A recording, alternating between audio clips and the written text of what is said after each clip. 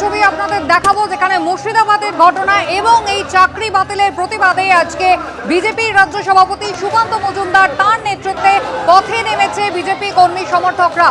DM office চলো, এই তাদের কর্মসূচি, আর একেবারে ধুন্ধুমার চুঁচুড়ায়।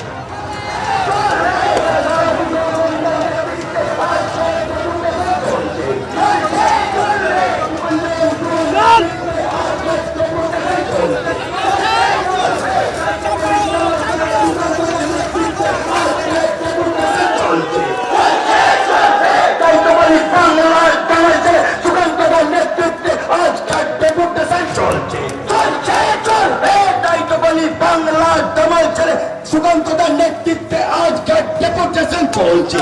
চলছে চল বন্দে মাতরম, বন্দে মাতরম, বন্দে মাতরম, বন্দে মাতরম। এটাইকে বলি না, যে শিক্ষকদের চাকরির দাবিতে আজকের ডেপুটেশন চলছে। চলছে চল এটাইকে বলি যোগ্য শিক্ষকদের চাকরির দাবিতে আজকের ডেপুটেশন চলছে। আমি সুকান্তদা জিন্দাবাদ, জিন্দাবাদ, জিন্দাবাদ।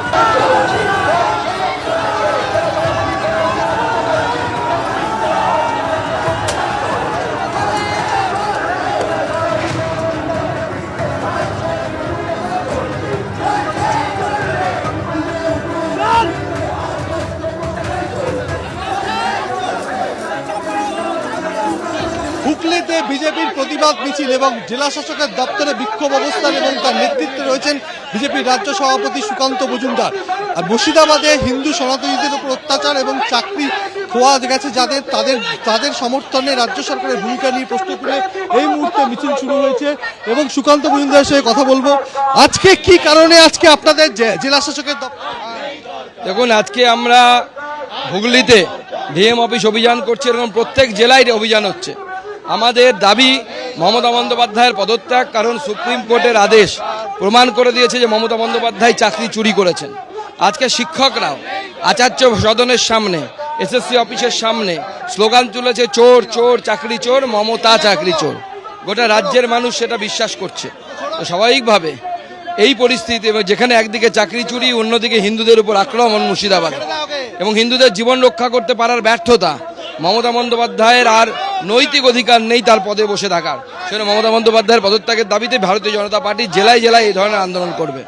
গতকাল থেকে রাতভর আচার্য সদনের সামনে শিক্ষকরা অবস্থানে রয়েছেন এবং গতকাল শিক্ষকদের ওপর পুলিশের সঙ্গে ধস্তাধস্তি পর্যন্ত হয়েছে।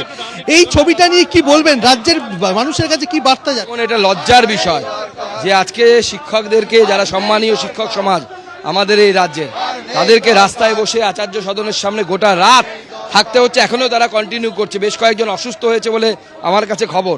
তো এই যে পরিস্থিতি, এই পরিস্থিতির জন্য দায়ী যদি একজন লোককে খুঁজতে হয়, যাকে গোড়ায় গলদ বলে, সেই তার নাম হচ্ছে মমতা বন্দ্যোপাধ্যায়।